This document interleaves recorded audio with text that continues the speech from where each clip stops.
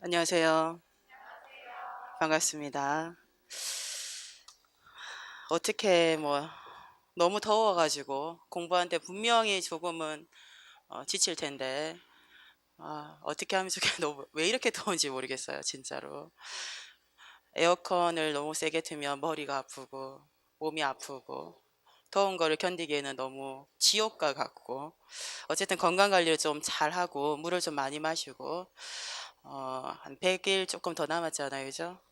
지금부터는 누가 많이 엉덩이를 붙이고 앉아서 외우는가, 정말 누가 많이 외우는가에 이제 싸움이 되겠습니다. 그래서 기존에 공부 보지 않았던 책들이 막 새 책이 나오면 마음이 동하잖아요.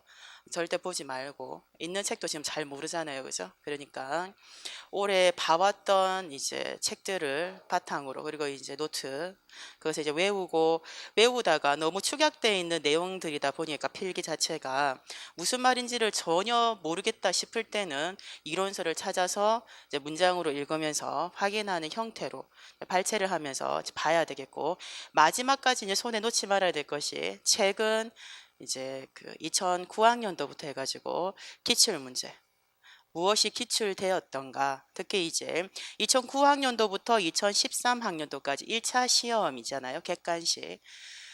우리 교육론으로 치면 12문제씩이니까 60문제입니다. 근데 교육 과정이 항상 2문제씩 나왔어요. 근데 최근에 이제 다시 이제 개정이 되면서 너무 시험 범위하고 좀 멀어진 내용들이 있긴 있습니다. 교육과정 문제는. 그래서 좀 제외를 하고 나면 50문항 이제 안팎인데 그때 무엇이 나왔는지를 항상 곁에 끼고 앉아서 그 내용을 반복해서 외워야 된다. 여러분들 시험장에 가보면 알아요. 많이 나왔던 내용이고 학습도 실제로 했습니다. 근데 이제 응용 적용되는 주제가 달라지다 보니까 잘 못 적는 이제 부분들이 나오죠.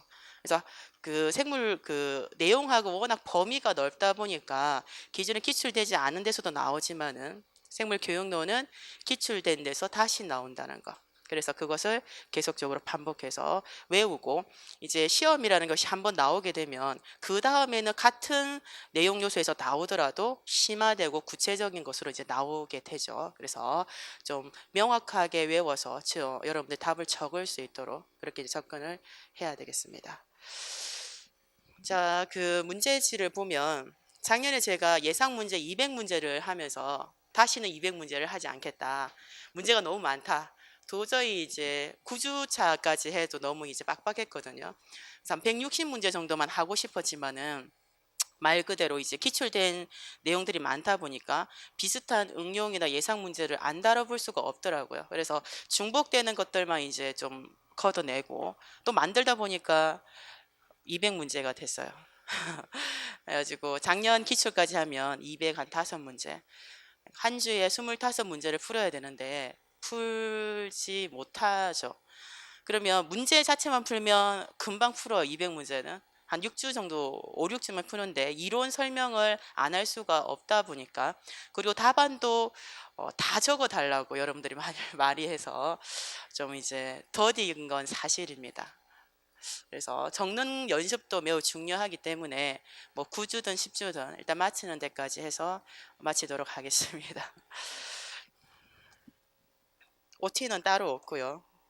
따로 없고 바로 18학년도 작년 기출 문제를 한번 살펴보도록 할게요. 여러분들이 이제 많은 학생들이 작년에 시험 당일날 현장에서 분명히 문제를 쳤었고 지금 이제 문제풀이를 한다고 또 실려 있다 보니까 풀게 되잖아요, 한 번쯤은. 그럼 조금 이제 관점이 뭐 달라지는 이제 부분들도 있고 내가 작년에 문제 풀었을 때는 이 부분은 보지도 못했는데 이런 조건이 있었나 하는 문항들도 있을 것이고 그리고 답이 없다 보니까 작년에 그 문제를 실제 시험장에서 답안을 적었던 내용하고 지금 이제 또 다른 관점으로 문제를 풀었는데 도대체 뭐가 답인지를 모르니까 정말 우리에게는 속이 상하죠. 그래서 도대체 답이 무엇인가? 우리가 이제 뭐 논쟁이 되는 부분들도 있는데 뭐 싸울 필요는 없을 것 같고 우리는 이제 답이 정답 공개가 안 되다 보니까 가장 그럴듯한 답안을 가지고 접근해서 해석을 할 수밖에 없습니다. 어쨌든 한번 살펴보도록 합니다. 1번 기입형이고 이 점이죠. 그래서 기업과 니은에 각각 해당하는 내용을 순서대로 쓰시오라고 했으니까 순서대로 적는 것이 좋겠죠. 1점씩 채점이 됐습니다. 그래서 표는 2015 개정 교육과정에 따른 통합과학의 내용 체계 중에 일부를 나타낸 것이다. 2017 학년도도 기출이 여기 이제 관련 있는 비슷한 유형에서 나왔기 때문에 분명히 많은 학생들이 준비를 이제 했습니다. 그럼에도 불구하고 당일날 딱 보니까 분명히 봤는데 정확하게 못 적은 학생들도 있었다고 그랬어요. 그래서 시험이 끝나고 나니까 밥을 먹을 때 생각이 났다, 뭐 이런 학생들이 있더라고요. 그러니까 정확하게 반복해서 외우지 않으면 당황이 되고 긴장감이 이제 높은 상태로 이제 시험을 치다 보니까 기억이 안 나게 되는 부분들인데, 이런 기입형으로 나오는 내용들은 사실은 맞춰야 됩니다. 그래서 우리 기입형 지금 8문제 나오잖아요, 올해까지. 기입형을 다 맞춰야 된다는 겁니다.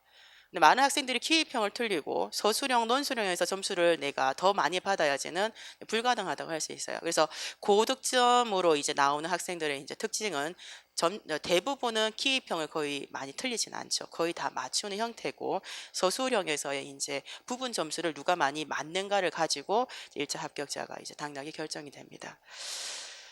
자, 통합과학이잖아요. 통합과학. 자, 2015 개정 교육과정이 공통교육과정하고 선택중심 교육과정으로 나눠지게 됩니다. 1장이 교육과정에 대한 문항이기 때문에 나중에 더 자세하게 배우겠지만은 맛배기로 공통교육과정과 선택중심이 들어가야 되죠, 그죠? 2009하고 다른 점이, 2009는 공통교육과정과 선택교육과정인데 2015는 선택중심 교육과정이다. 그래서 공통교육과정은 9년간입니다. 9년간이라는 것은 초등학교 1학년부터 중학교 3학년까지의 그 시기를 얘기를 하고, 선택중심 교육과정은 고등학교 1학년부터 고등학교 3학년간, 3년간을 이제 얘기를 한다. 그래서 우리 과학과는 초등학교 3학년부터 과학을 배우기 때문에 초등학교 3학년부터 중학교 3학년까지가 우리 과학과에서는 이제 공통교육과정을 이제 편성해서 운영을 이제 하게 되는 것이고, 이 고등학교에 2009와 다른 점을 이제 얘기를 하라고 한다면 왜 선택이 아니고 선택 중심인가? 2009에서는 선택 교육 과정이기 때문에 모든 교과가 이제 선택 과목이었잖아요. 그래서 학생의 이제 적성이라든지 나중에 진로라든지 다양한 것을 반영을 해가지고 말 그대로 선택을 하게 하는 이제 교육 과정으로 편성 운영했는데, 선택 중심이다. 대부분은 선택이지만 그렇지 않은 부분이 있다라는 거죠. 그래서 우리가 알다시피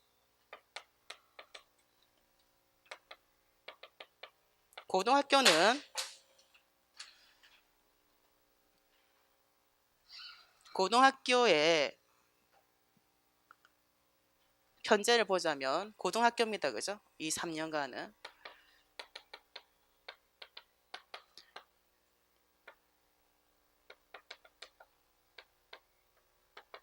보통교과하고 전문교과로 나눠지고, 보통교과 안에 과목이 공통과목과 선택과목으로, 그리고 선택과목이 또 두 가지로 일반 선택과목과 진로 선택과목으로, 전문교과는 전문교과 1, 2로 나눠진다.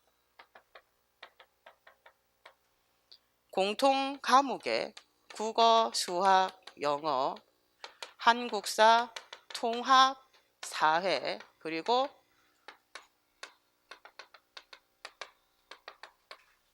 통합과학이 있는데, 통합과학만 있는 것이 아니라 과학, 탐구, 실험 포함이라고 되어 있습니다. 그래서 이렇게가 공통과목에 이제 들어가 있죠. 일반 선택 과목에서 우리 과학과에서는 물화생지, 각 과목에 원. 그래서 4개의 여기에 과목이 있고, 진로 선택 과목에는 물화생지 각 과목에 2, 4개와 플러스 과학사, 생활과 과학, 그리고 융합과학 이렇게 나누어져 있습니다. 통합과학은 기본 이수 단위가 몇 단위? 8단위. 과학탐구 실험은 2단위. 그리고 선택 과목은 기본 이수 단위가 5단위입니다. 5단위. 자, 이랬을 때 편성 운영에서 통합과학은 2단위 이내 감하여, 증감 아니잖아요. 그죠? 감하여, 그러니까 6단위, 7단위, 8단위 중에서 이제 학교에 그 실정에 맞춰가지고 편성 운영할 수 있는 것이고, 과학탐구 실험은 그대로 2단위. 그리고 일반 선택 과목은 기본 5단위에서 플러스 마이너스 2단위. 진로 선택 과목은 5단위에서 플러스 마이너스 3단위. 그리고 전문교과 1이 우리가 흔히 얘기하는 특수목적 고등학교에서 관련해서 배우는, 그래서 우리가 과학고등학교, 예술고, 체육고, 외국계, 외고 등등이 여기에 제시되어 있다. 과목이 외우지 않아도 좋습니다. 시도 교육감이 필수 이수 단위에 대한 것을 각자 이제 정하게 됩니다. 그래서 큰 틀에서 이렇게 과목에 대한 것이 나오고, 이 통합과학이라는 것은 성격이 모든 학생이 배워야 된다.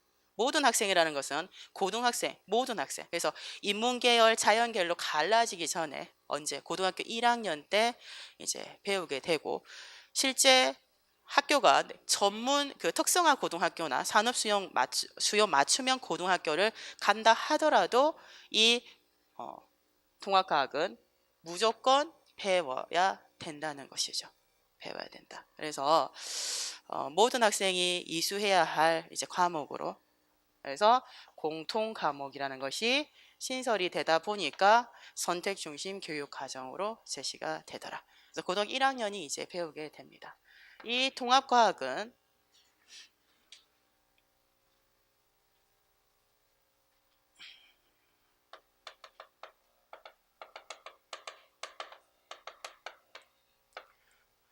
모든 고등학교에서 학생들이 이제 배우게 되는 내용이라고 했고, 그래서 과학적 소양을 함양하기 위한 그런 이제 과목이 되겠습니다. 이제 2009와 달리 2015 개정에서는 내용 체계를 보게 되면 그게 이제 표가 다들 이제 나오게 되잖아요. 그래서 기존에는 그냥 내용을 뭐 4개 영역으로 또는 2009에서는 2개 분야로 나눠 가지고 뭐 기본 개념과 탐구 과정이나 과학 탐구를 연계해서 학년군과 연계해 가지고 잘 이제 배울 수 있도록 한다가 이제 주요한 내용이었는데, 2015 개정부터는 내용 체계를 굉장히 이제 세분화해서 표로 제시하고 있습니다. 그래서 그래도 가장 큰 내용 체계를 나눌 때 가장 큰 이제 구분은 영역이 가장 먼저 나오고, 그리고 핵심 개념, 그리고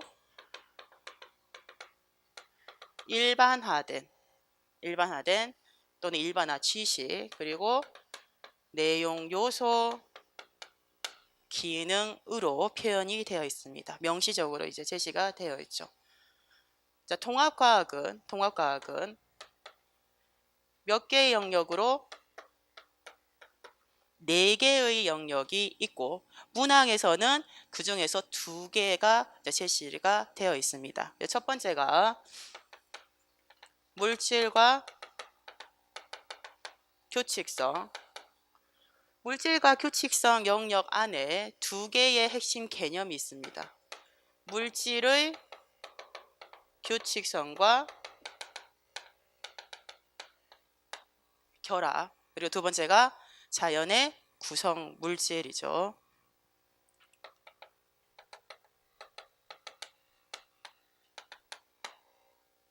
이 자연의 구성 물질이라는 이제 핵심 개념 안을 이제 보게 되면 이게 단원이 됩니다. 하나의 단원. 보게 되면 생명체를 구성하는 기본 물질이 무엇이 있는가? 그리고 이제 그 내용 중에서 규칙성에 대한 것들이 일부 여기에 포함이 되어 있습니다. 자, 두 번째가 시스템과 상호작용, 시스템과 상호작용. 첫 번째가 역학적 시스템, 그리고 두 번째가 지구 시스템, 세 번째가 생명 시스템.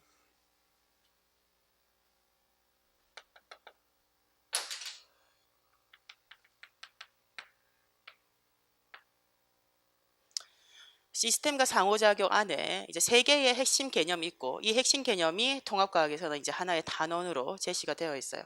이 생명 시스템이라는 것을 그럼 안에 무엇을 외우는가, 내용 요소에 관련된 것을 어렴풋이나마라도 기억을 해야 된다.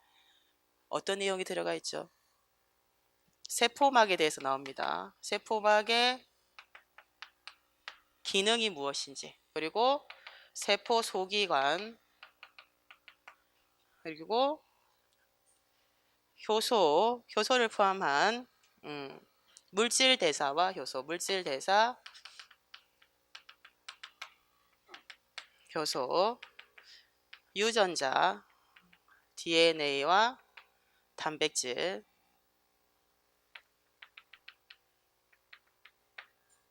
관련된 내용을 생명 시스템에서 집중적으로 우리 생명 영역에 관련 있는 단원이다. 그리고 세 번째가 책에 나와 있는 변화와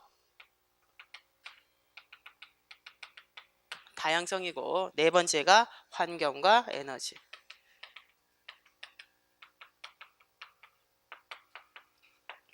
변화와 다양성에 화학 변화가 있죠. 화학 변화. 그리고 두 번째가 우리 생명 영역하고 관련이 있는 내용이다. 지구의 환경, 일반화된 지식 보겠습니다. 기억과 와가 어떤 것이 나올지 들어갈지 모르니까 유지라고 되어 있는데, 지구의 환경은 지질시대를 통해서 변해왔으며 생물은 환경에 적응하여 진화해왔다. 지질시대, 화석, 대멸종, 그리고 진화와 생물 다양성입니다. 그래서 생물 다양성과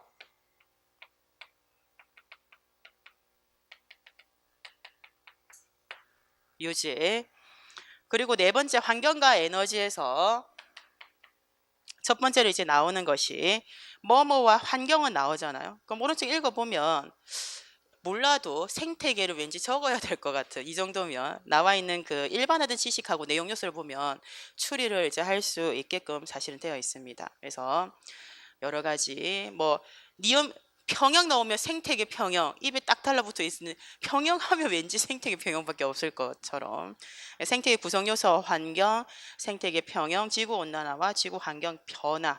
그래서 여기에 생태계와 환경이죠. 그리고 발전과 신재생 에너지.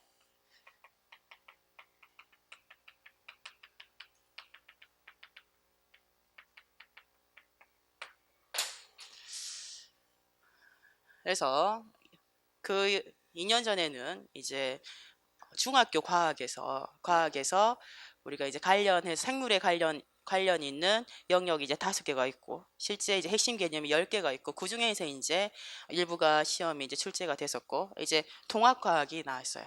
여러분들이 그러면 마음가짐으로 외우기 싫더라도 어떻게 해야 된다? 다시 이제 볼 수밖에 없습니다. 생명과학 1도 좀 보고 생명과학 2에 대한 것들도 좀 관심을 가지고 이제 볼 수밖에 없다는 거죠. 참 사람을 괴롭히는 기출이 되다 보니까 이제 어쩔 수 없이 이렇게 나오는데, 이 교육과정이라는 것이 항상 이제 나오기는 합니다. 나오기는. 그래서 쉽게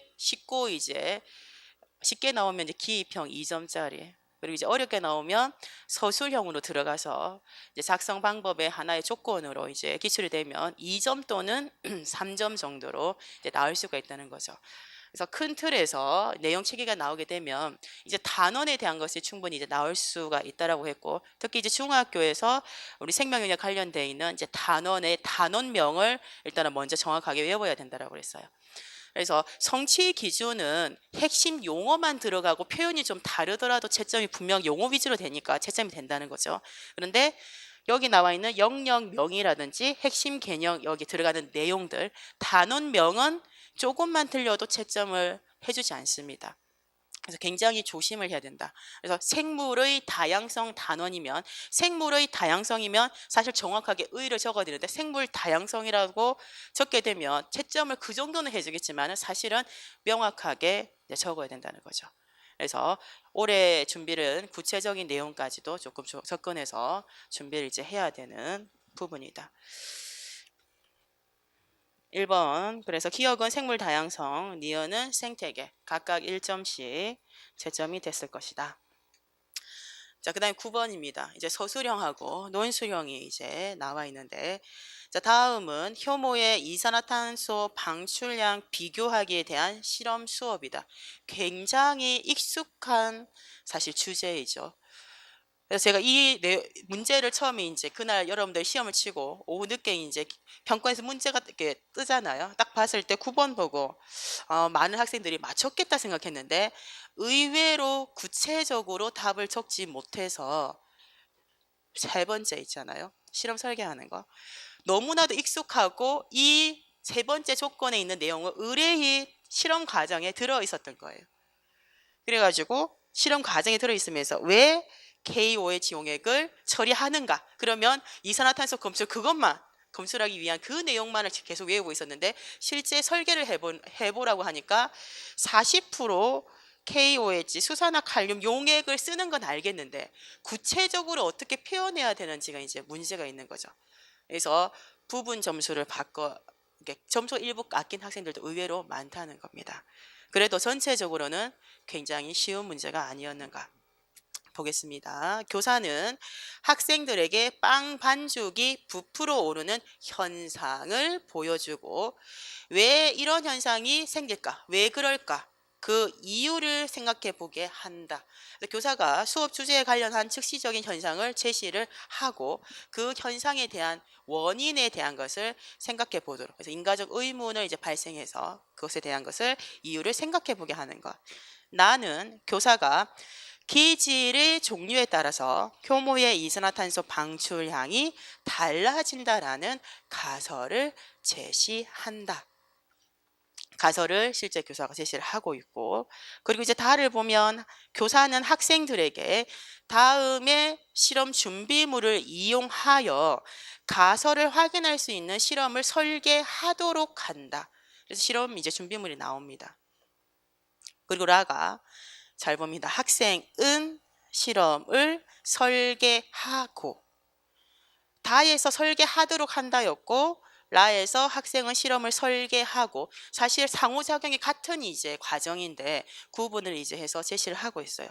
하고 표와 같이 용액을 조성해서 Q내 발효관 A에서 D에 용액을 넣는다. 그러니까 실험을 설계하는 것과 실험을 수행하는 그 내용 일부가 이제 라에 제시가 되어 있죠. 표를 보니까 용액에 네 발효관에 Q내 발효관에 동일한 양의 효모액을 처리를 하고 그리고 동일한 양인 양인데 이제 기질의 종류를 이제 바꿔서 조작을 해서 증류수는 대조군으로 그리고 이제 B, C, D가 실험군입니다. 그죠? 그래서 기질의 종류를 다양해서 조작해서 다음과 같이 이제 실험을 이제 장치를 실제 하는 거죠. 그래서 마에서는 학생은 Q내 발효관의 입구를 손막이로 막은 후에 발효관을 40도씨의 항온기에 넣어야 됩니다. 그래서 온도에 대한 변이 통제가 들어가야 되고 그리고 맹간부에 모인 기체 부피를 20분 동안 5분 간격으로 측정한다. 측정에 대한 이제 요소가 들어가 있지만은 측정이라고 해서 이걸 적으면 안 되죠. 그죠? 통합탐구 과정이라고 해서 측정은 기초 탐구 과정이다. 자, 반은 학생은 실험 결과를 정리하는 것은 탐구 요소가 별 그게 없어요. 정보나 자료를 수집해서 정리하는 것이고 그래프로 나타내고 해석한다라고 되어 있습니다. 자, 발을 보게 되면 여러분들이 시험 현장에서도 많이 혼란스러웠을 거예요. 기존에는 탐구 이제 실험 과정이 있으면 관련 있는 학생들에게 요구되는 탐구 요소나 기능이 있을 때 있는 내용을 그대로 모두 이제 적게 하는 것이 일반적인 이제 그 시험의 이제 내용이었죠. 그러면 아래쪽에 두 번째 조건으로 나와 있는 라마바 단계에서 학생들에게 요구되는 통합 탐구 과정을 두 가지를 제시하라고 하는데 여러분 생각하기에는 몇 가지다? 세 가지죠. 저도 이게 너무나도 의문스러워요. 왜 두 가지만을 제시하라고 했을까? 그러니까 다양한 이제 추측이나 여러분들 추리가 나오잖아요. 분명히 7차에서는 자료 변환과 자료 해석을 따로 구분을 했지만 2007 개정부터는 자료 변환이 명시가 되어 있지 않았다. 그리고 최근에 여러 과학교육론 이론서에 보게 되면 자료 변환을 탐구 요소에 통합탐구 과정에 표현을 해놓지 않는 과목들도 있다. 그래서 답이 변인 통제하고 자료 해석 두 가지가 아닌가. 제가 생각하기에는 물론 그렇다고 뭐 출제를 했는지는 정확하게 잘 모르겠지만 제가 생각했을 때 출제위원은 분명히 자료 변환이란 대한 요소를 알고 있었다고 생각돼요. 그리고 최근에 기출됐던 다양한 형태에서 자료 변환에 대한 그 내용이 그래프를 나타낸다는 이 표현하고 관련 지은 문제가 워낙 많이 기출이 됐기 때문에 자료 변환은 답이 아니다라고 하는 것은 말이 안 된다는 거죠. 근데 어떻게 채점됐는지는 정확하게 모르겠다는 거죠.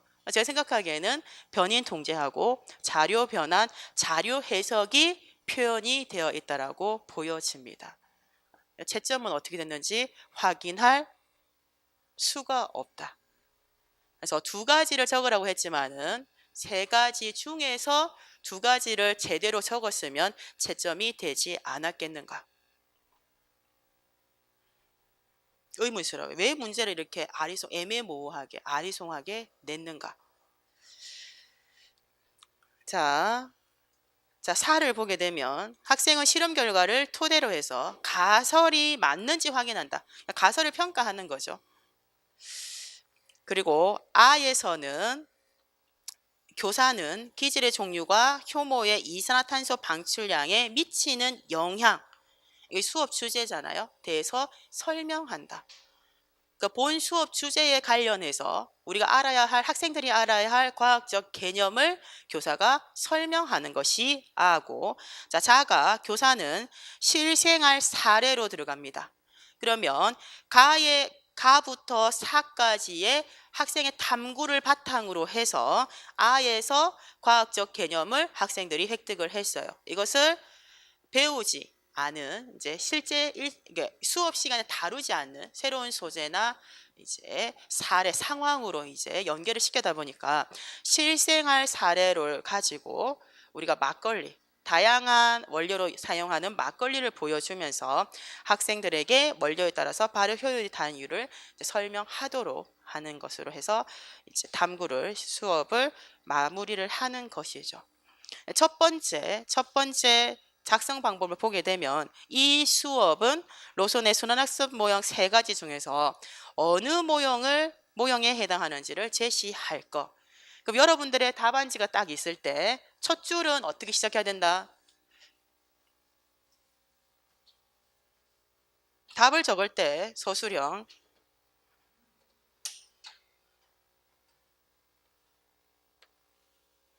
답지입니다. 한 칸, 한 줄, 두 줄, 세 줄, 네 줄 이렇게 있으면 세 개의 작성 방법이잖아요. 그럼 많은 학생들이 그게 세 가지를 적었다는 것을 표현해주기 위해서 그대로 동그라미를 이렇게 치고 답을 적는 학생이 있습니다. 물론 이것이 우리가 국어과가 그런 것이 아니기 때문에 크게 이걸 가지고 감점을 시키지는 않지만 서술형이면 사실은 그냥 문장으로 적는 것이 좋습니다. 그죠? 그래서 적어도 됩니다. 난 불안해서 세 가지 적겠다. 상관없어요. 근데 그것보다는 서술형은 사실 이런 동그라미들은 표현을 하지 않습니다. 여러분 첫 번째 조건에서 답을 어떻게 적는다? 가설 연역적 순환학습 모형이다. 이것만 뗄렁 적는 것은 사실은 그렇게 보기 좋은 답안은 아니라는 거죠.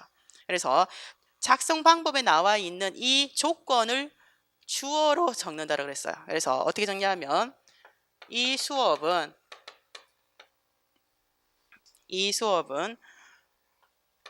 로선의 세 가지 순환 학습 모형 중 가설 연역적 순환 학습 모형에 해당하는지 적어요. 해당한다, 해당된다. 이렇게 첫 줄을 이제 적어야 되겠어요. 그래서 문장으로 이렇게 정확하게 적는 사실 연습을 해야 됩니다. 왜 그렇게 판단했는가 적으라고도 하지 않았어요. 그래서 첫 번째 조건 1점짜리입니다. 1점짜리. 그럼 무엇만 있으면 채점은 됐겠다? 이것만 들어가 있으면 용어로 채점한다라고 그랬죠. 그러니까 1점으로 채점이 됐을까? 부분 점수 없어요.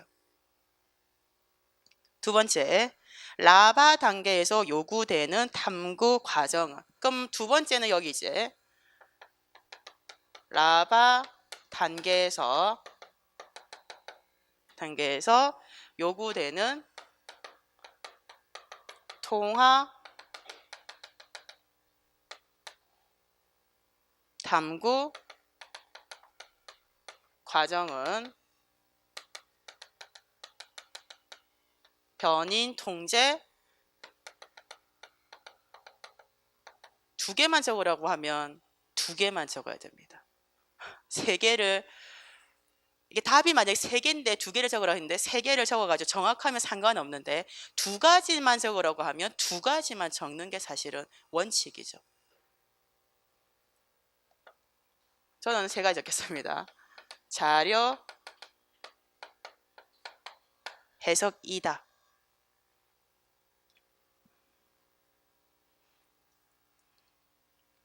두 가지니까 두 가지를 각각 1점으로 채점했을 수도 있고, 아니면 너무 쉬우니까 1점, 부분 점수 0.5, 0.5. 마지막 실험 설계가 아무래도 흔하게 학생들이 접할 수 있는 내용이라 하더라도 2점을 줬을 가능성이 큽니다. 그래서 1점, 1점, 2점으로 생각이 돼요. 이렇게 문장으로 적는다. 그러면 세 번째, 맹간부에 모인 기체가 이산화탄소라는 것을 확인할 수 있는 추가 실험은, 이 주어를 조건을 그대로 적는 것이 정확하다. 그래서 세 번째는 맹간부에 모인 기체가 이산화탄소라는 것을 확인할 수 있는 추가 실험은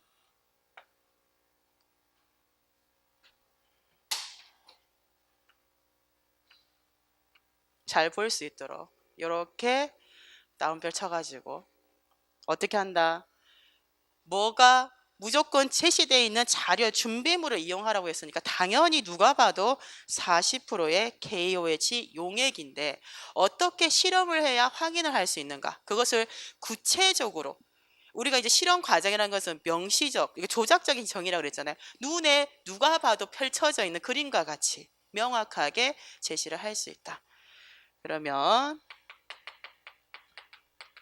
큐네 발효관 A, B, C, D의 용액을 스포이트로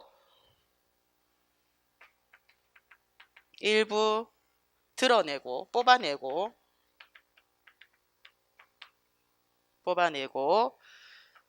40% KOH 용액 15 동일한 양을 넣어야 되죠. 15ml 씩을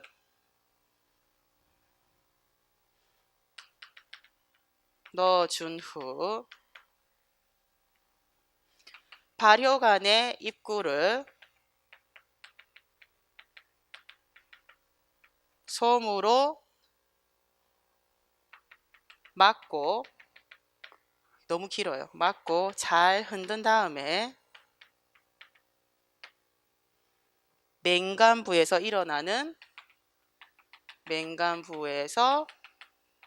일어나는 변화를 관찰한다. 실험은 이다. 맹간부에 모인 기체가 이산화탄소라는 것을 확인할 수 있는 추가 실험은 큐네 발효관 또는 각 발효관 A에서 D까지의 용액을 스포이드로 일부 빼내야 됩니다. 스포이드를 일부 뽑아낸 후에 40%의 수산화 칼륨 용액을 동일한 양을 하고 적어도 상관없어요. 15라고 적지 않아도 동일한 양이라고는 적어야 될 것 같아요. 동일한 양을 넣어준 다음에 발효관 입구를 다시 솜으로 막습니다. 그래서 흔들어요. 그리고 나면 맹간부에서 일어나는 변화를 일정 시간 이후에 관찰하게 되는 내용이 들어가야 된다. 근데 분명 시험 그 현장에서 이게 대충은 알지, 그러니까 KOH는 이산화탄소를 확인하는 그 내용이야. 그것만 이제 항상 기억하고 교과서에서 뭐 정리나 문제풀이를 했단 말이죠. 추가 실험을 적으라고 했으니까 구체적으로 이렇게 정확하게 적을 수 있는가. 많은 학생들이 동일한 양이라고 안 적었을 것 같아요.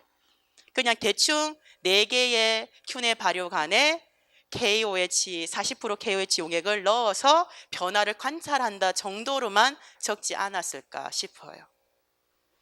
이 내용은 우리가 이제 교과서에서 실제 교과서에 나와 있는 이제 실험 과정입니다. 그러다 보니 굉장히 이제 구체적이죠. 근데 앞으로도 이제 수업 주제와 관련해 가지고 수업에 관련한 과정, 실험 과정이라든지 또는 그것을 그 실험 일부를 변경해서 다른 형태의 실험 설계하는 것이 사실은 과거에 기출된 내용에도 계속 이제 나오는 형태였어요. 그래서 굉장히 쉬워 보이지만 부분 점수의 차이가 분명히 났던 것은 세 번째 내용이라고 볼 수 있어요.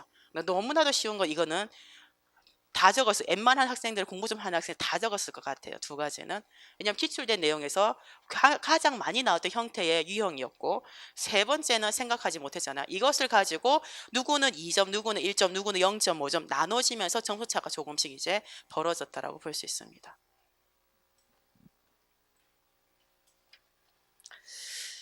넘깁니다. 자, 3교시 전공 B로 들어가 보겠습니다. 다음은 교사 A와 B가 사람의 뇌에 대해서 서로 다른 협동학습 모형을 활용하여 수업한 내용이다. 교사 A가 STAD 모형을 활용한 수업이다. STAD.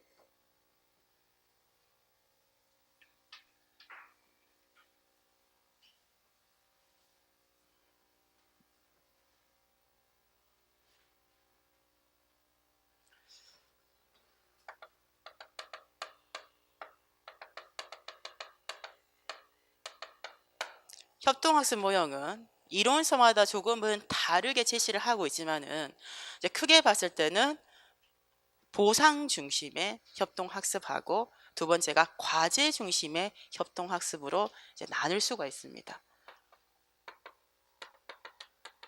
이때 보상 중심이라는 것은 기본적으로 어떤 보상을 하는 집단 모둠 보상을 하는 모둠 보상을 하다 보니까 모둠의 목표가 있는 이제 협동학습 그 주제일 때 그 과정으로 수업을 진행을 한다는 것이고 대표적인 것이 처음에 개발됐을 때 STAD하고 TGT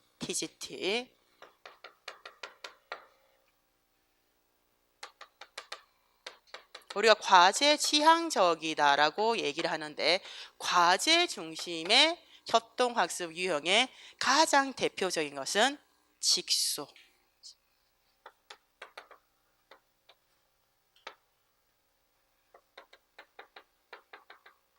처음엔 직소가 개발이 됐다가 이제 문제점으로 지적된 것이 개인 보상을 하다 보니까 협동학습에 의하고 이제 맞지 않는다. 그래서 처음에 개발됐던 것을 원이라고 하고 수정된 것을 모든 보상 체제로 가야 된다 해서 수정된 것이 투. 그리고 나서 이 원 모둠에 있던 학생들이 본인이 맡은 주제 그러니까 우리가 흔히 얘기하는 이제 전문가 그 주제 그 전문가 자료를 가지고 있습니다. 그래서 전문가 집단이 같이 모여가지고 전문가 학습을 한 다음에 원모둠으로 다시 돌아와서 동료 교수를 하고 그러고 나서 바로 개인별로 평가를 이제 하다 보니까 학생들이 교사가 수업에서 배워야 될 전체 주제를 다 설명을 안 하잖아요. 학생 스스로가 맡은 내용을 가지고 공부를 해서 상호 교수, 동료 교수를 하다 보니까 그 개인별 평가를 준비하기에 너무 시간적으로 여유가 없다라고 생각을 해가지고 휴지기를 줘서 시험을 대비할 수 있는 시간적인 여유를 주게 되는 형태가 이제 3가 된다라고 얘기를 했어요. 그래서 직소 같은 경우가 가장 이제 과제 지향적인 대표적인 협동학습 모형인 것이 전문가가 된다는 것, 소주제.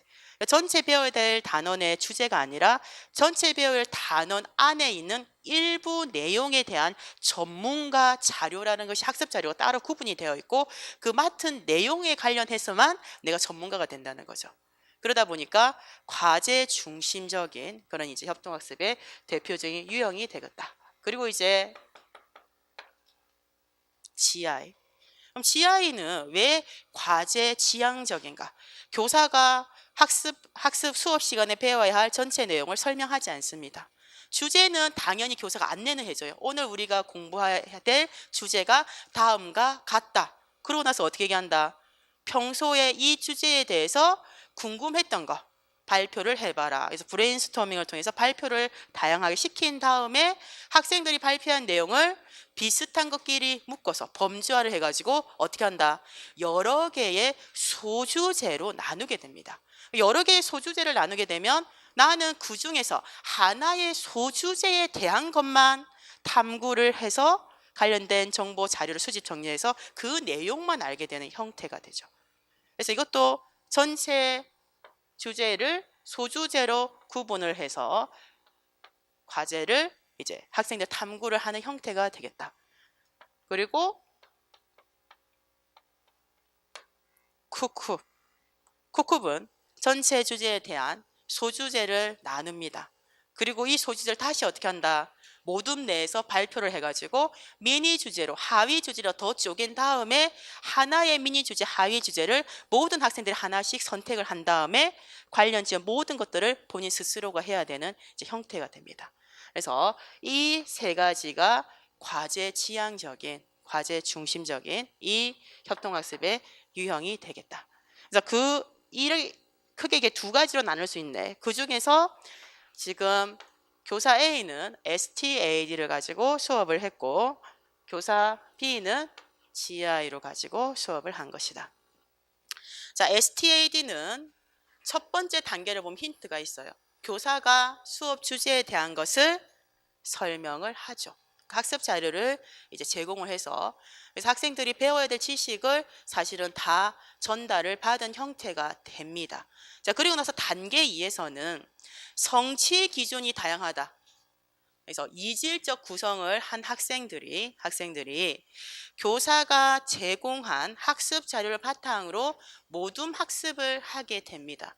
이때 성취 기준이 다르다 보니까 학업 성취도가 잘하는 학생도 있고 못하는 학생들도 있죠. 어떻게 한다? 서로 도와주는 이제 동료 이제 수업을 하게 됩니다. 그리고 단계 3에서 개인별로 성취도 검사를 하게 되고 단계 4는 이제 모둠별 점수를 계산해서 보상을 하는 것이 마지막 단계가 되더라. 그래서 STAD는 교사가 수업 주제에 관련된 내용을 설명 또는 학습 자료를 전체를 제공을 하게 돼요. 그러다 보니까 이 관련 지어서 이제 보통은 관련된 문제들을 학습 자료 형태로 내주고 푸는 과정을 통해서 풀지 못하는 학생, 이해를 못하는 학생들을 서로 이제 도와가면서 협동하면서 이제 학습하는 형태고, 근데 두 번째를 보게 되면 교사 B는 GI 모형을 활용한 수업을 했다. 단계 1에 있습니다. 주제가 사람의 뇌를 대뇌, 손의 간뇌, 중간뇌, 연수의 5주제로, 그러니까 소주제로 일단은 구분을 하는 것이 STAD와 다른 형태입니다. 구분을 한 다음에 모둠을 구성하는 것이 이제 단계 1이고, 단계 2가 탐구 계획을 세우고 학생들의 관련한 역할 분담을 하는 것이 단계 2. 그리고 단계 3이 탐구를 수행하고 정보를 수집 정리하는 그 형태. 그리고 단계 4가 이제 모든별 발표, 모든 발표. 그리고 단계 5가 평가가 되겠습니다.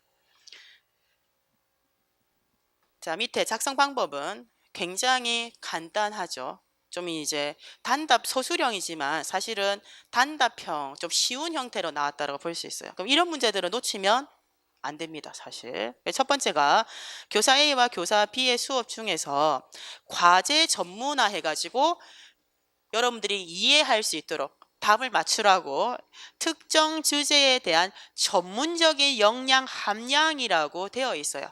이거를 못 맞추는 것은 안 된다는 겁니다. 특정 주제니까 전체 주제가 아니라 소주제. 직소 같은 경우에는 전문가 자료.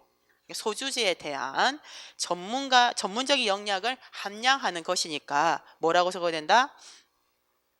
자, 교사 A와 교사 B의 수업 중에서 과제 전문화가 나타나는 수업은 교사 B의 수업이다. 1점. 그 근거는 뭐가 들어가야 되겠어요? 단계 1에서 정확하게 구체적으로 적는다라고 한다면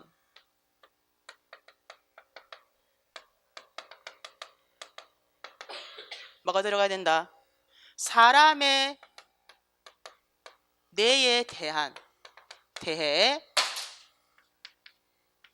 5가지의 소주제를 나눴더라가 들어가야 됩니다. 소주제를 나눈 것. 소주제. 단계 1에서. 그래서 여기 내용이 주제가 나와 있기 때문에 소주제만 언급하지 말고 사람의 뇌에 대한, 뇌가 주제잖아요. 뇌에 대해서 5가지 소주제를 단계 1에서 나눴다. 그리고 학생들이 모둠에서는 그 중에 하나를 선택해서 조사하고 정리해서 발표하는 형태더라. 뒤에 건 사실 사족이에요.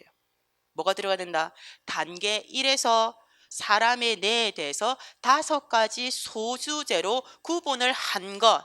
그리고 모둠을 만들어서 그 5개 중 하나의 소주제를 선택해서 협동해서 조사를 했더라.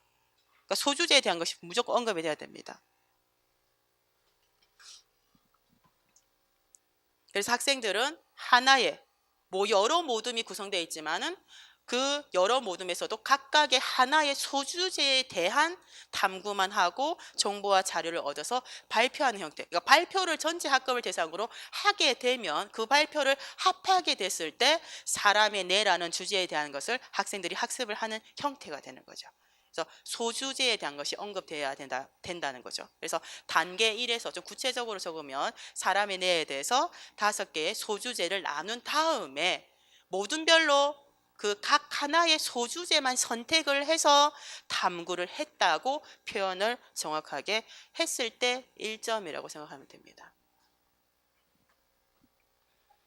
자, 그러면 두 번째는 교사 A와 B의 수업에서 모둠 구성원의 개별 책무성이 나옵니다.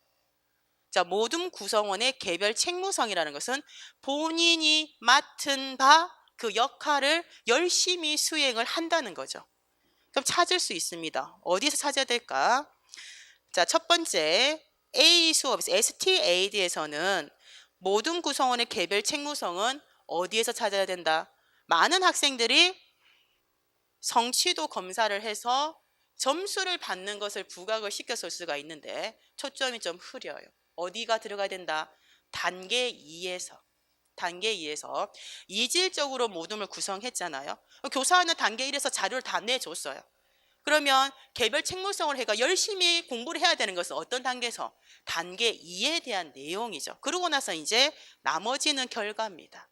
그래서 개별 책무성의 모든 구성의 개별 책무성은 어디에서 온다? 단계 2에서 모둠 내 동료 학습할 때 이질적 구성이기 때문에 학업 성취도가 낮은 학생도 열심히 하고 높은 애 다 열심히 해야 돼. 그래서 이제 집단 보상을 하기 때문에 그런 형태가 나옵니다. 그래서 그 나타나는 부분을 각각 찾으라고 했잖아요. 그래서 그 첫 번째 STAD 모형에서는 단계 2의 활동이 들어가지 않고서는 점수를 온전하게 1점을 못 받을 수가 있다는 겁니다. 그러니까 뒤에 어떤 것이 뭐 평가에 대한 것을 적더라도 부분 점수나 점수가 없을 수가 있어요. 그래서 개별 책무성에 대한 것은 동료 학습할 때 열심히 해야 결과가 이제 나중에 좋게 나오는 부분이 되고, 그 다음에 두 번째 GI에서는 눈치껏 찾을 수 있어요. 여기서는 눈에 보여요. 어떤 내용이 있다? 단계 1에서는 소주제 구분이고 모든 구성이고, 두 번째 단계가 계획이고 역할 분담이에요. 역할 분담까지니까 그 이후에 역할 분담한 것을 열심히 해야 돼. 그래서 단계 3에 보면 어떻게 나와 있습니까? 개인별로 분담된 자료를 수집 형태가 나오잖아요. 그래서 자료 3 실제 탐구를 수행할 때 본인이 맡은 역할을 개인별로 열심히 수행을 해야 된다는 내용이죠. 그래서 그 위에 STAD는 단계 2에서의 내용이 분명히 들어가야 되고, 밑에 두 번째 GI에서는 단계 3에서의 내용이 들어가야 된다. 그럼 네 번째는 발표고 다섯 번째 평가잖아. 그럼 GI는 그리고 개인별로라는 용어도 나와 있어요. 그러니까 단계 3의 내용이 무조건 들어가야 돼요. 그래서 본인이 맡은 두 번째 단계에서 역할 분담을 했기 때문에 본인이 맡은 역할을 개인적으로 여기 수행을 해줘야 된다는. 아니면 그걸 몰랐으면 단계 3에서 개인별로 분담된 자료를 수집하고 필요시 협력한다. 이 내용을 그대로 적어도 채점이 됩니다. 찾아서 적으라고 했기 때문에 구체적으로 정확하게. 그래서 각각 1점씩이다.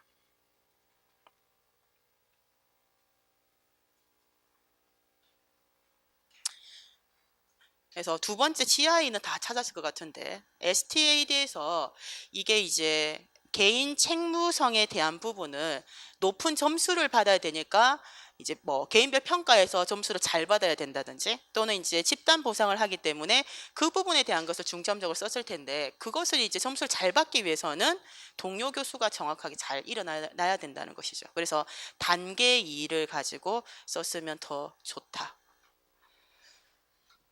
자, 두 번째는 다음은 과학 지식이 어떻게 발달하는지에 대한 과학자 A와 B의 관점을 제시한 것이다. 굉장히 쉬웠다라고 생각이 됩니다. 내용 자체는 자료가 어려운 것은 사실 없었어요. 과학자 A의 관점은 과학이라는 것은 관찰이나 조사를 통해서 모은 자료를 일반화하는 과정에서 발달한다.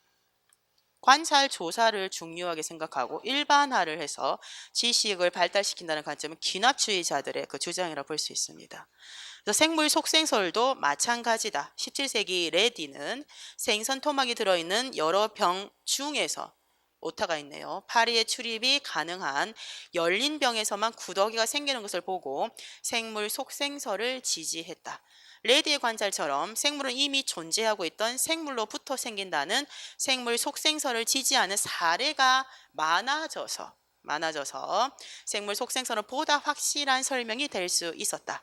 이와 같이 우리는 관찰과 조사를 통해서 객관적인 사실, 팩트를 많이 수집하면 그 사실을 바탕으로 해서 일반화된 과학 이론이나 법칙으로 발전시킬 수가 있다. 기납주의.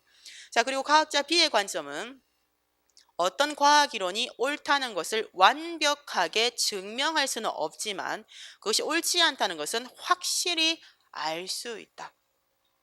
이 문장만 봐도 반증주의라는 것을 알 수 있습니다. 그래서 19세기 초반까지만 해도 많은 과학자들이 자연 발생설을 믿었다. 근데 파스테르의 이 S자형 플라스크에 고기 스프를 넣고 밀봉하지 않은 채 충분히 끓였다가 냉각시켜 오랫동안 두었지만은 미생물이 발견되지 않는 것을 확인해서 이 결정적인 실험을 통해서 자연 발생설이 반증됐다라고 이제 설명하고 있습니다. 이와 같이 과학 이론은 자연 현상을 설명하고 기존의 이론이 해결하지 못한 문제를 해결하기 위해 구성된 잠정적인 설명일 뿐이고 확증될 수 없다라고 되어 있어요. 실제 반증주의는 경험주의와 실증주의를 모두 이제 부정을 하고 있습니다. 그래서 경험주의에서는 확증이나 입증을 통해서 경험주의자들은, 그러니까 경험주의와 실증주의에서는 그 확증과 입증을 통해 가지고 물론 나중에 이제 그 개연성으로 확률론으로 후퇴를 한 부분이 있지만은 그 참일 개연성을 높이는 과정을 통해서 과학 지식이 이제 발달하는 형태로 이제, 그러니까 A의 관점처럼 이제 봤다라고 한다면 절대적으로 옳은 지식을 우리가 증명할 수는 없다.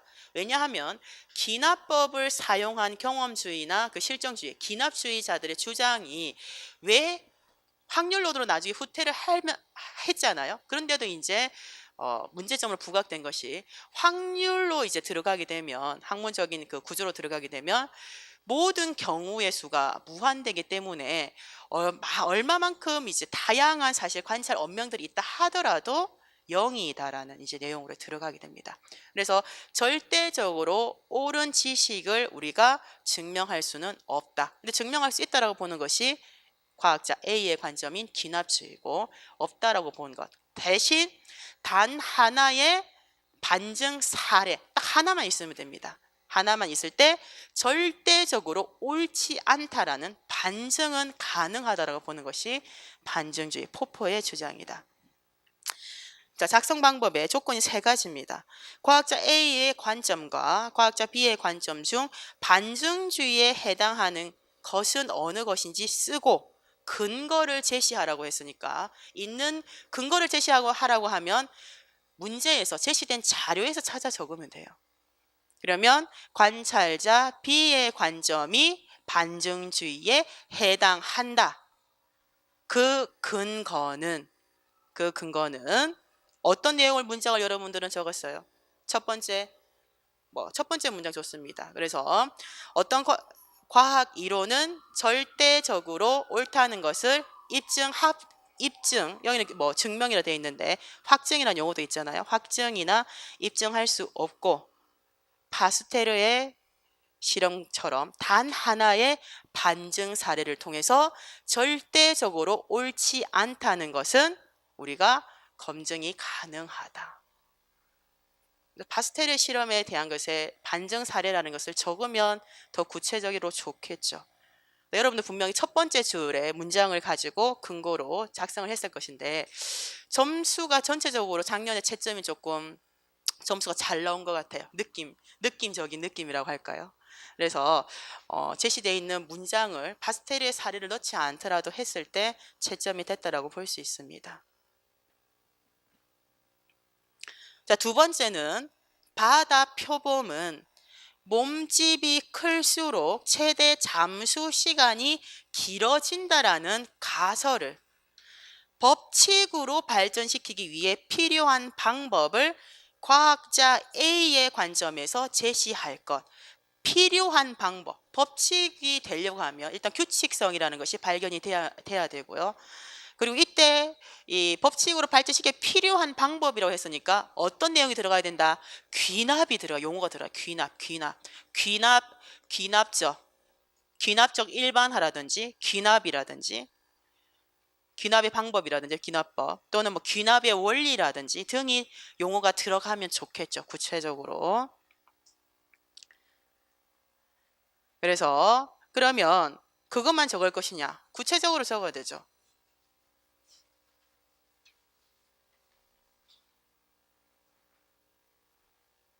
관찰,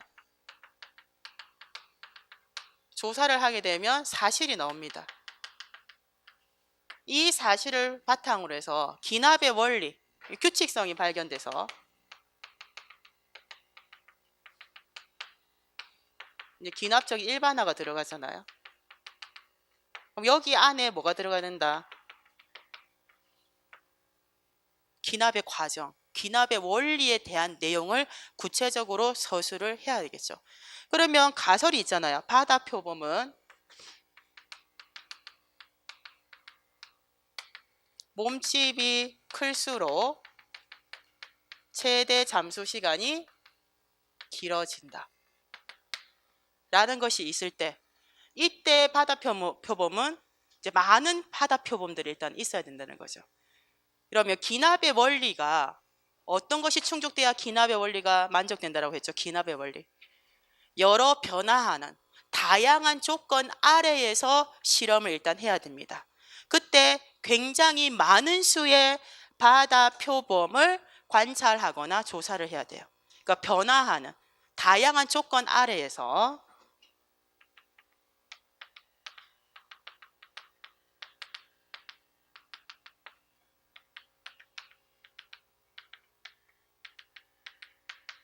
이 조건 아래에서 셀 수 없을 정도의, 그러니까 아주 많은, 어떻게 표현해야 되는데 정말 수많은 바다 표범을 관찰하거나 조사를 했더니 어떻게 되더라? 몸집이 크면 클수록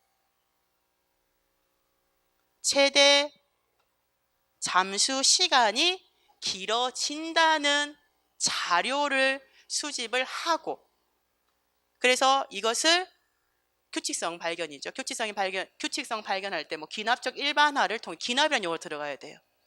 그래서 이 내용을 적을 때는 기납의 원리가 포함되도록 서술을 해야 돼요. 여러 다양한 조건 하에서 또는 변화하는 여러 조건 하에서 많은 수의 바다 표범을 이제 몸집을 바다 표범을 관찰하거나 조사를 했을 때 몸집이 클수록 최대 잠수 시간이 길어진다라는 많은 관찰 원명을 이제 얻었다는 거. 그리고 그것을 바탕으로 해서 규칙성을 이렇게 기납적인 일반화를 통해서 규칙성을 이러이러한 것을 이제 발견을 했다라는 것이 이제 포함이 돼야 되겠죠. 자, 필요한 방법이라고 했으니까 귀납에 대한 것이 어떤 형태로든지 표현이 돼야 된다. 그럼 귀납법이라고 여러분들이 귀납법을 통해서 과학적 방법인 귀납법을 통해서 귀납법만 적으면 안 돼. 구체적으로 적어야 되는 거죠. 그래서 귀납의 원리에 대한 내용을 가지고 접근을 한다. 그러면서 귀납적 일반화라든지 귀납의 원리에 대한 용어를 통해 가지고 좀 이제 구체적으로 적었으면 점수를 제대로 받지 않았겠는가. 여러분 어떻게 적었는지 제가 잘 모르니까. 그런데 일단은 필요한 방법이라고 했으니까 귀납에 대한 용어가 무조건 들어가고 구체적으로 서술을 했어야 된다. 자, 그리고 포포의 관점에서 좋은 이론의 특징을 제시할 걸. 이론적인 문제, 이론 내용이에요. 이론 내용. 사실 위의 내용만을 가지고는, 제시된 자료만을 가지고는 우리가 어떤 것이 더 좋은 이론인가를 알 수 없어요. 근데 이거는 우리가 이론서에서 말 그대로 외운 겁니다. 그러면 좋은 이론, 포포는 어떤 것이 좋은 이론이다? 잠재적인 반증 가능자는 많으면서 지금까지 반증에 견딘 이론이죠. 그래서 잠재적 반증 가능자는 많이 가지고 있으면서 지금까지 자연현상을 잘 설명하고 있는, 그러니까 반증에 잘 견디고 있는 이론이 좋은 이론이다. 그래서 잠재적 반증 가능자가 많다라는 것은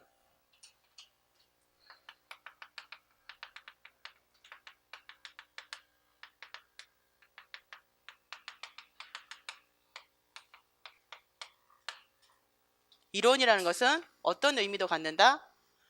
이 이론이 설명하는 대상은 포괄적. 이론이 포괄적이면서, 그래서 이 이론은 자연현상이나 어떤 자연현상이 있을 때 이 관련한 대상들이 많이 포함할 수 있는 설명일수록 좋은 이론이 돼요. 그래서 그것을 이제 이론이 포괄적이다. 설명하는 대상들이 많이 포함할 수 있는 이론이다. 관련 있는. 그러면서도 이론이 어떻다?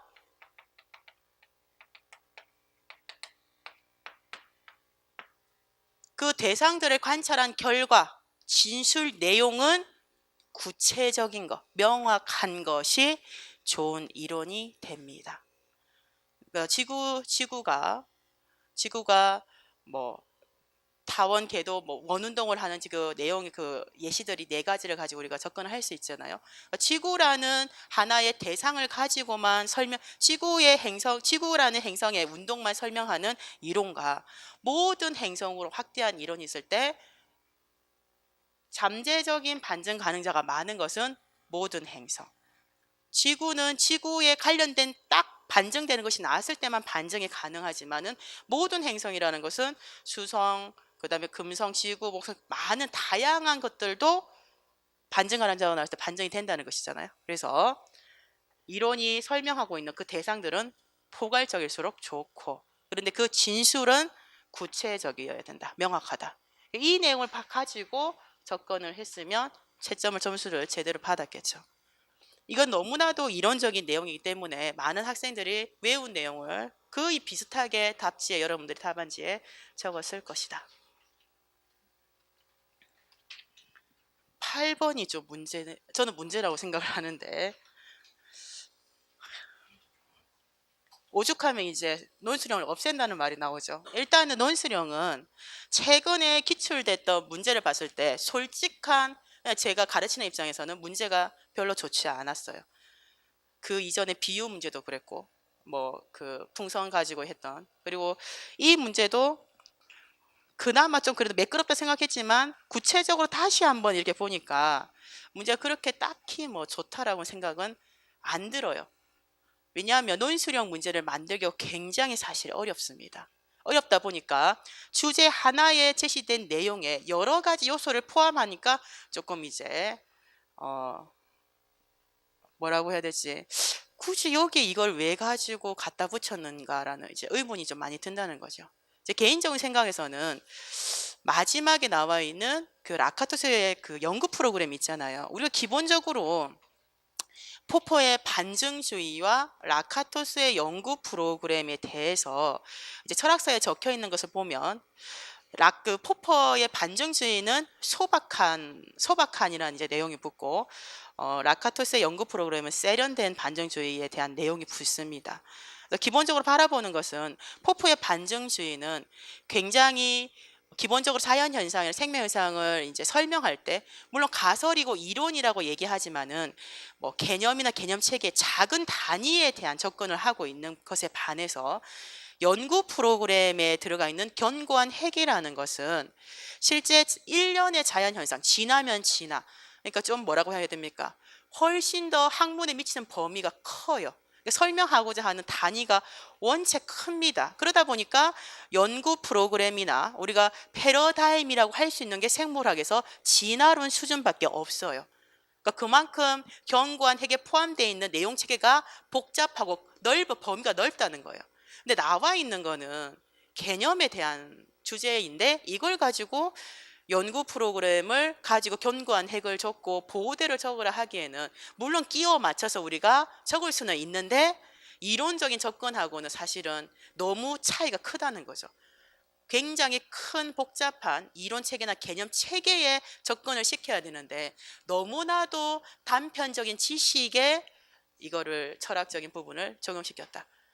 물론 이렇게 내지 않으면 우리 생물에서는 라카토스의 연구 프로그램을 낼 수가 없기는 해요. 근데 이론적인 것을 봤을 때는 좀 아쉬운 문제였다고 생각은 됩니다.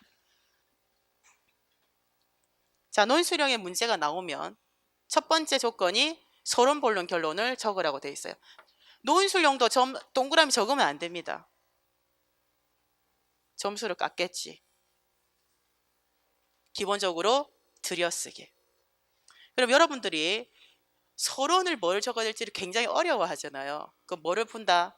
문두를 봅니다. 문두라는 것은 8번 옆에 나와 있는 내용이에요. 문제에 들어갈 때 이거는 무엇이다 라고 알려주는 내용 있잖아요.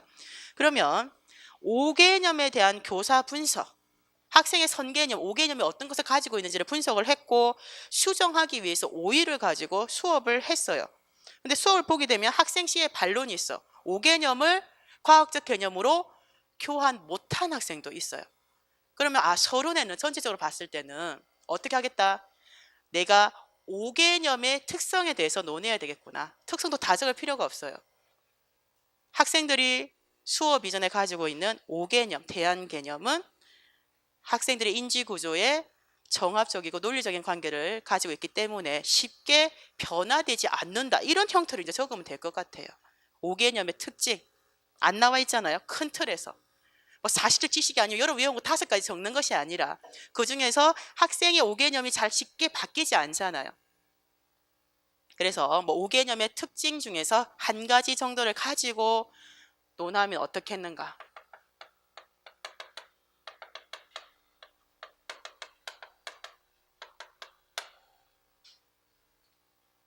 또는 관련지어서 학생들은 학습하기 이전에 일상생활의 경험과 일치하는 5개념을 거의 대부분이 가지고 있어가지고 수업에 어려움이 따른다.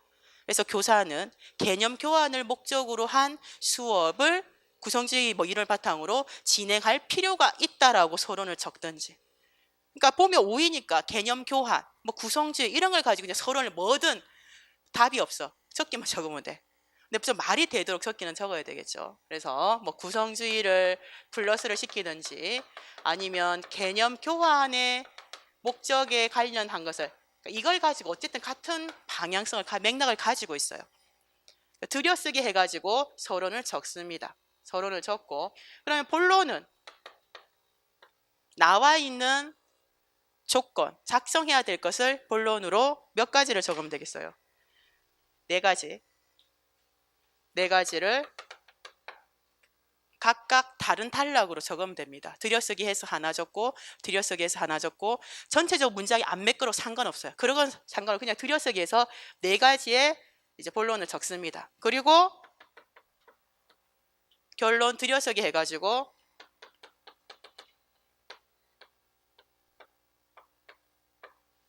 결론적으로 이러이러한 수업을 했는데 결론은 뭐다? 일부 학생들은 개념 교환을 하지만은 일부 학생들은 개념 교환을 하지 않고 실제 본인의 선개념을 그대로 유지하더라. 그럼 여러분 뒤에 뭘 듣고 싶다? 더 구체적인 학생이 개념 교환을 할 수 있는 다양한 뭐 수업의 자료를 개발을 해가지고 준비를 해서 학생이 스스로 능동적으로 의미 구성할 수 있는 여러 뭐 수업들이 뭐 차후에 뭐 이렇게 필요하다 쭉 이렇게 해서 적으면 돼요. 결론적으로 내용 안 봅니다. 이 들여쓰기와 이 내용에서 문단이 있는가를 봐가지고 첫 번째 문단의 들여쓰기 서론이구나, 마지막 결론적으로 되어 있는 결론이구나, 나머지 본론이구나, 이걸 봐가지고 1점. 그래서 서론, 본론, 결론 형태로 논술만 할 것이면 1점이고 그런데 만약에 뭐 재작년처럼 논술 표현하고 뭐에 대한 목적을 뭐 넣으시 하면 2점입니다. 여기 같이 작년 같은 경우에는 이 서론, 본론, 결론 들여쓰기와 결론적으로 결론은 등의 표현에서 1점을 채점한다. 1점. 그럼 내가 본론 안에 들어있는 내용은 다 틀려도 뭔 맞아야 된다? 1점은 건질 수 있어요. 빵점은 안 돼. 빵점. 1점. 자, 그럼 본론으로 들어가겠습니다. 자, 5위 순환학습 모형으로 되어 있어요. 두 번째 조건에서. 네 번째 단계. 자, 첫 번째 수업 단계 1에서 보게 되면 교사가 송장벌레와 곰팡이가 소비자인지 분해자인지 발표를 해보자라고 했더니 송장벌레는 소비자, 곰팡이는 분해자. 학생 B는 같은 내용인데 송장벌레는 동물, 곰팡이는 균류. 학생 C는 송장벌레는 움직이기 때문에 분해자는 될 수 없다. 나중에 어떤 내용을 하냐면 동물은 먹이를 찾아다닌다, 움직인다는 내용을 가지고 있어요. 그래서 나중에 개념 이제 교환이 안 되는 이유의 하나의 내용이 들어가 있습니다. 그래서 원에서 보면 여러 학생의 선개념을 확인하는 내용이 지금 4줄까지 교사부터 학생 C까지의 상호작용을 통해서 선개념 확인하는 내용을 볼 수 있어요. 그래서 관여 단계에서는 선개념을 확인하고, 자, 그런데 교사 그 이후에 그렇다면 생물학 사전에 나와 있는 정의를 찾아보게 했더니 뭐가 들어간다? 분해자에 대한 정의를 봤어요. 토양 동물이 들어간다라고 되어 있습니다. 토양 동물. 다른 거는 상관없는데 어차피 곰팡이는 분해자라고 학생들이 생각을 하고 있고 뭐 균류 등등으로 설명하고 있는데 송장벌레는 소비자 동물 움직이기 때문에 소비자이다, 분해자가 아니다라고 이제 학생들 성개념을 가지고 있는데 정의에 생물학적 그 사전에 정의에 토양 동물도 포함된다라고 하니까 본인의 혼란스러운 거예요. 그래서 무엇이 인지 갈등이 유발됩니다. 자, 그것을 보여주기 위해서 자, 교사가 정의에 따르면 송장벌레도 분해자가 될 수 있겠지요 하니까 학생들 이상하네요. 저희들이 잘못 알고 있었나요? 혼란스럽네요. 이것이 인지 갈등이 유발됐다는 것을 보여주고 있어요. 자, 두 번째 단계는 오른쪽에 보겠습니다. 탐색 단계죠. 탐색. 자, 그러면 소비자, 분해자로 분류된 동물들이 무엇을 먹어서 에너지를 얻는지를 조사를 해보자. 그럼 이 탐색 단계를 통해서 학생들은 무엇을 알아야 된다? 에너지를 주로 어디에서 얻는지에 따라서 생산자, 소비자, 분해자를 구분할 수 있다. 이것이 이제 과학적 개념을 가지고 올 내용이에요. 자, 그랬더니 학생들이 조사를 했습니다. 메뚜기, 풀, 딱따구리, 벌레, 곤충, 송장벌레, 뭐 동물 사체, 수달은 물고기 이렇게 되어 있는데 자, 정리를 했고 세 번째가 설명 단계입니다. 자, 교사가 과학적 개념을 이제 문장으로 제시가 되어 있어 설명을 하고 있습니다. 여러분들이 조사한 내용과 같이 동물 먹이는 다양합니다. 먹고 먹히는 관계는 먹이사슬에서 굉장히 중요한 개념이고 그래서 과학자들은 영양 단계에 따라서 생물을 생산자, 1차 소비자, 2차 소비자, 분해자로 분류를 하고 있다고 했어요. 자, 그 다음 잘 봅니다. 동물 사체로부터 주된 에너지를 얻는 송장벌레는 분해자에 해당한다. 동물 식물 균류는 생물학적 특징에 따른 분류군이고 소비자, 생산자, 분해자는 에너지를 어디에서 얻는지에 따라서 분류를 한 것이다라고 이게 이제 과학적 설명이에요. 잘 이해가 되었나요? 라고 물었을 때 학생 A와 B는 모두 이해를 했다. 그럼 이 학생들은 개념 교환을 했습니다. 그런데 학생 C는 개념 교환이 안 됐어요. 어떻게 반론을 제기하고 있냐면 답을 먼저 보겠습니다. 선생님의 설명은 잘 들었습니다. 생산자, 그러니까 영양 단계에 따른 분류, 그래서 부생 식물이 생산자가 아니라는 것도 알 수 있으니 좋은 설명 같아 보여요. 그러니까 식물에 대한 것을 이해를 했다고 하는데 동물이 안 됐어요. 동물이. 자, 소비자는 그래도 저는 여전히 처음부터 나는 어떻게 생각했다? 모든 동물은 소비자라고 생각을 하고 있었고 수업을 마친 이후에도 다른 학생들은 개념 교환을 했지만 나는 여전히 모든 동물은 소비자라고 생각을 한다. 왜냐하면 소비자는 식물, 다른 동물, 균류 등의 먹이를 찾아 먹는 동물이라고 생각을 하고 있습니다. 그래서 송장벌레도 먹이를 찾아서 움직여서 먹이를 찾아 먹음으로 당연히 소비자이지 분해자로 분류할 수 없다. 그래서 어미 치타와 새끼 치타의 그 상황을 제시를 하면서 동물의 먹이도 동물 사체도 먹이에 포함이 되기 때문에 여전히 모든 동물은 소비자이다라고 얘기를 하고 있어요.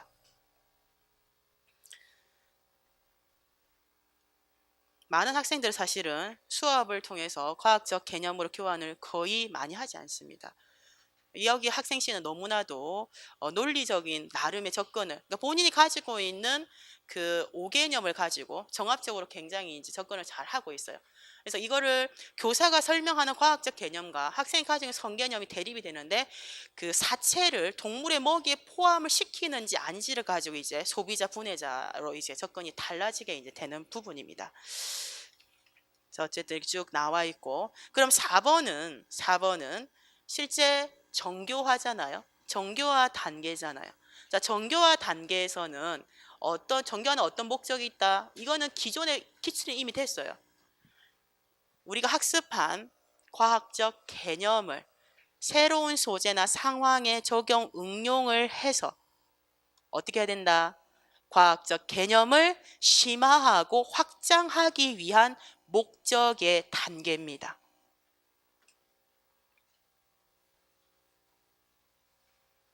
여러분 답을 적을 때 오이순환 모형에서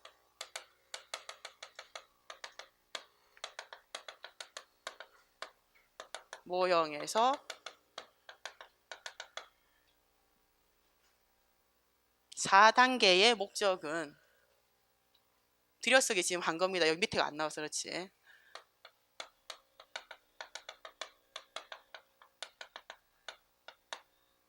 목적은 자료가 나왔으니까 구체적으로 적어도 좋아요. 어떠한 과학적 개념인지를 구체적으로 적어도 좋습니다. 그래서 주제에 나와 있다시피 생물학적 분류와 영양 단계에 따른 분류. 목적은 생물학적 분류와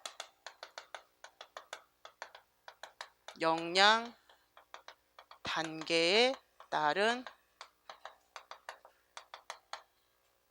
분류에 대한 과학적 개념을 새로운 소재나 상황에 응용하고 적용하여 과학적 개념을 심화, 확장하는 것이다. 연계되어 있는 것이 새로운 소재와 상황이 어떤 것이다? 식물 쪽에서. 그러니까 사실은 5개념을 이제 교사가 5개념을 파악한 내용이 자료가 처음에 딱 나오잖아요.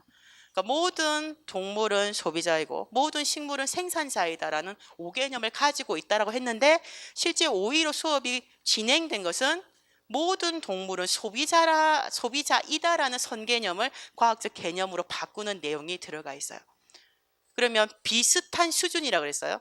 정교화 단계에서의 비슷한 수준이면서 수업에서 다루지 않은 새로운 소재. 그래서 여기서 힌트를 주고 있잖아요. 뭐라고 주고 있습니까? 가의 내용을 활용해라. 뭐가 있다? 부생식물이 있어요. 부생식물.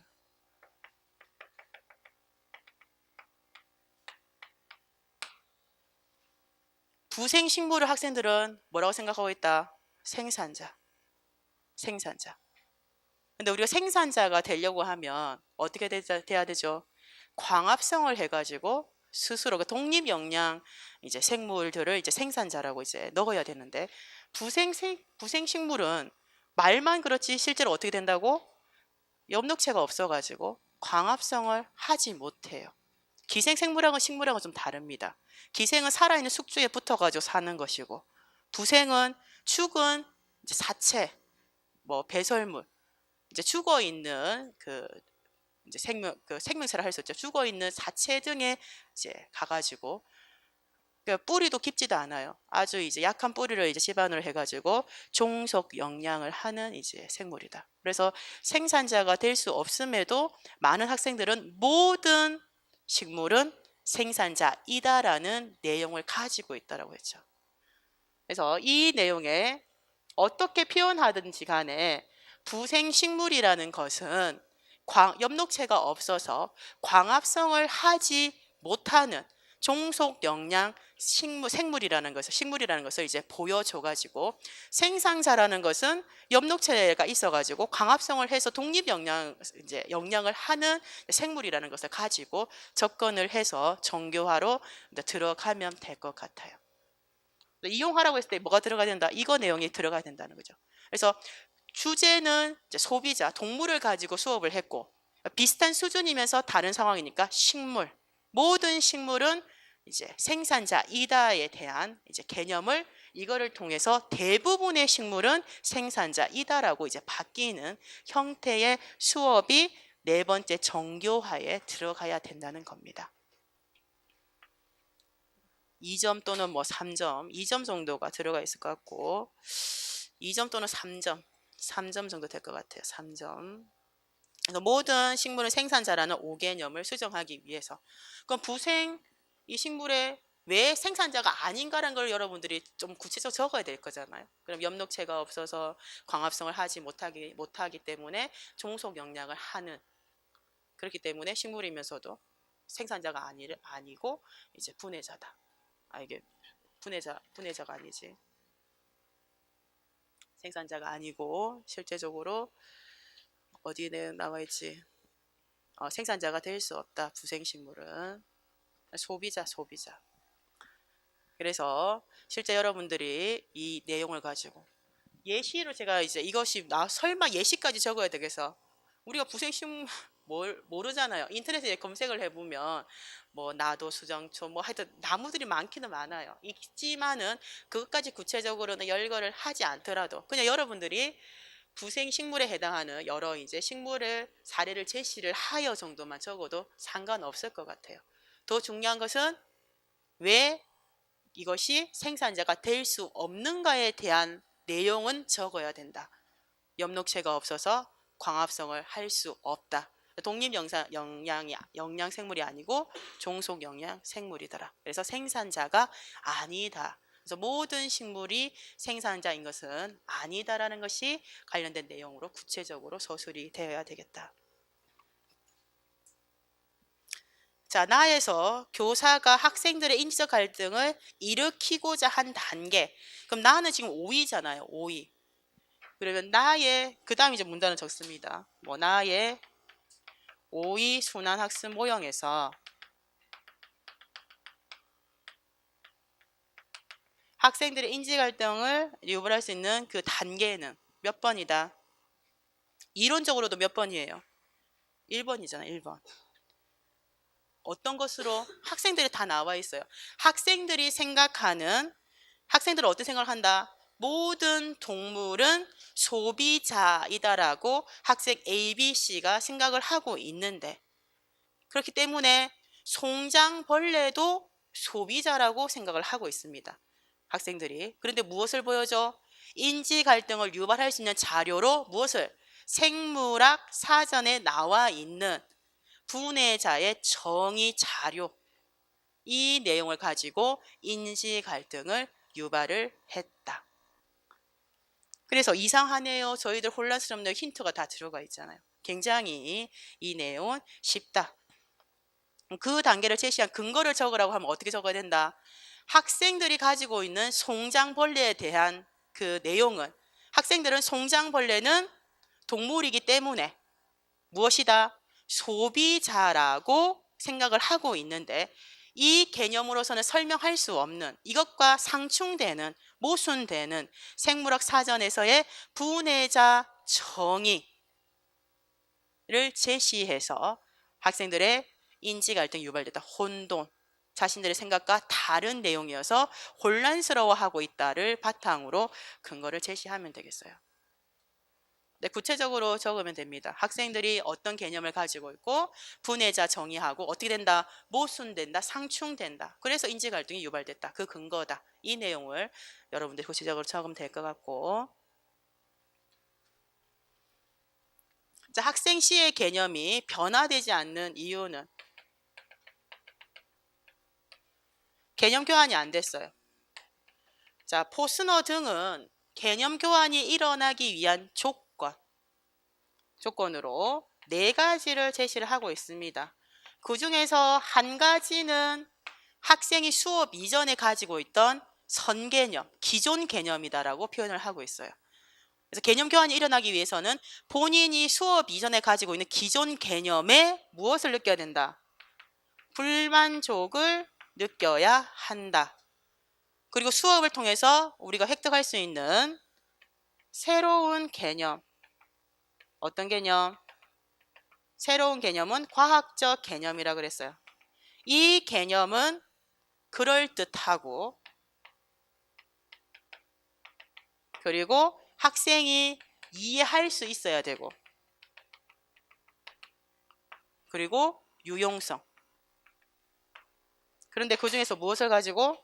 불만족과 그럴듯함으로 이제 설명을 해야 된다고 그랬죠. 그럼 학생 C는 왜 개념을 교환할 수 없었는가? 2개 모두가 충족이 안 된 것은 아닙니다. 무엇은 충족이 됐다? 인지 갈등은 유발이 됐어요. 단계 1에서 분해자에 대한 그 생물학 사전의 정의가 있잖아요. 그걸 통해서 송장벌레가 소비자라고 생각했는데 분해자라고 되니까 인지 갈등은 유발됐어요. 그러니까 불만족은 있었지만 어떤 것이 충족을 못했다고? 그럴듯함은 안 됐어요. 그럼 그것을 왜 그럴듯함은 무엇을 가지고 보여줘야 된다? 많은 학생들이 탐색 단계에서 소비자와 분해자로 분류된 동물들이 어디서 무엇을 먹어서 에너지를 얻는지에 대한 그 표 있잖아요. 메뚜기부터 해가지고 수달까지 해서 송장벌레의 동물 사체라고 이제 나왔던 부분이 있어요.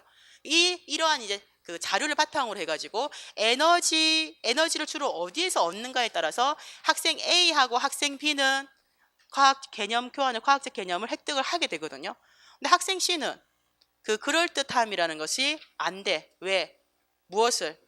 동물 먹이에 기본적으로 사체를 포함을 시키고 있기 때문에 그 학생의 개념 자체, 소비자라는 그 내용 안에 사체 자체도 먹이의 일종으로 다 포함을 시키고 있기 때문에 그럴듯한 타당성에서 만족이 안 됐다라고 볼 수 있어요. 그래서 여러분들이 답을 적을 때 학생 C의 개념이 변화되지 않는 이유를 포스너 등의 기존 개념에 대한 불만족과 새로운 개념 수용 가능성 관점을 각각 제시를 할 것이라고 했잖아요. 다 불만족은 아니에요. 기본적으로 인지 갈등을 유발됐지만은 새로운 개념의 수용 가능성, 그럴듯함에서는 만족을 하지 못했다라고 보는 것이 더 맞을 것 같아요. 처음엔 저도 그냥 대충 보고 두 개 다 불만족했기 때문에 개념 교환이 안 됐구나라고 생각을 했는데 인지 갈등을 유발됐어요. 왜냐하면 토양 동물이 분해자로 포함된다라고 했기 때문에 처음에 혼란을 가져왔어요. 근데 학생은 기본적으로 모든 동물은 소비자이다 라는 그 핵을 가지고 그 이제 보호대에서 어떤 보호대를 가지고 있다? 소비자라는 것의 이제 정의를 보호대 가지고 있습니다. 소비자는 식물, 다른 동물, 균류를 찾아 먹는 동물이다. 먹이를 찾아서 움직여서 찾아 먹는다. 근데 나중에 보게 되면 무엇도 사체도 먹이에 포함을 시키고 있기 때문에 두 번째 수업 단계 탐색 단계에서 결과를 바탕으로 개념 교환을 못했다라고 봅니다. 그래서 그럴듯함에 대한 것은 충족이 되지 않아서 개념 교환이 일어나지 않았다라고 제시를 하면 될 것 같아요. 자, 그리고 라카토스의 연구 프로그램 이론에 따랐을 때 학생 C의 핵과 보호대 굳이 찾으라고 한다면 모든 동물은 소비자이다라는 이 선개념, 학생 인지구조 안에 있는 이 선개념이 이제 핵이라고 보는 거죠. 그럼 왜 소비자라고 보는가?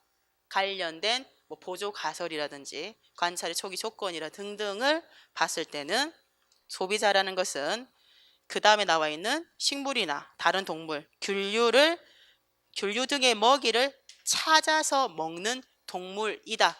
이 먹이 안에 뭐가 포함된다? 동물 사체도 포함된다. 이 등이 이제 보호대 관련해서 보호대라고 할 수 있어요. 그래서 핵과 보호대를 가지고 연관을 짓기에는 관련된 자료의 내용이 너무 단편적인 지식인 것은 맞지만 그래도 문제에 맞춰서 굳이 따져서 묻는다고 한다면 각각에 대한 것을 적을 수 있겠다.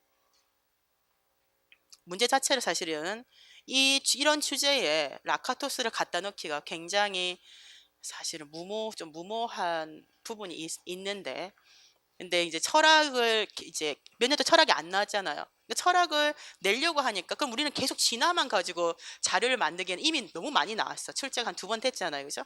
그러니까 이제 구체적인 사례를 가지고도 이제 그것을 적용 응용해 보기 위해서 라카토스의 문제를 이렇게 낼 수밖에 없다는 거죠. 그러면 우리는 맞춰서 그냥 해당하는 견고한 핵과 보조 가설에 해당하는 것을 찾아서 적기만 한다면 크게 문제는 되지 않겠다. 제가 생각했을 때 라카토수가 2점, 포스너 2점, 그 다음에 이제 그 인지 갈등 단계에 2점, 3점, 1점. 그래서 순환 학습 모형에서 정교화 단계의 목적이 1점이고 그리고 이제 구체적으로 가의 내용을 활용해 가지고 모든 식물을 생산자라는 그 활동을 구체화시켜야 되잖아요. 이것이 2점이었을 것 같아요. 채점이. 그래서 10점이었다라는 거죠.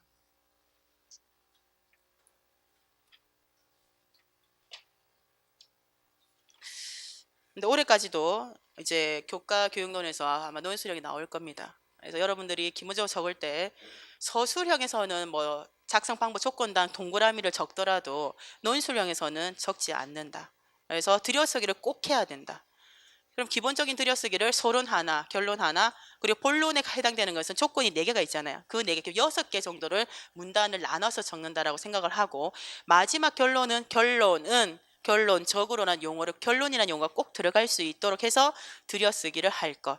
그럼 1점 이제 형태는 갖춰졌고, 나머지 조건에 맞는 답을 구체적으로 적어야 된다. 특히 논술형에서는 나와 있는 자료가 있잖아요. 그럼 이론적으로 접근을 하지 말고 좀 더 자료를 이용해서, 주제를 이용해서 구체적으로 적었을 때 좋은 점수를 받을 수가 있죠.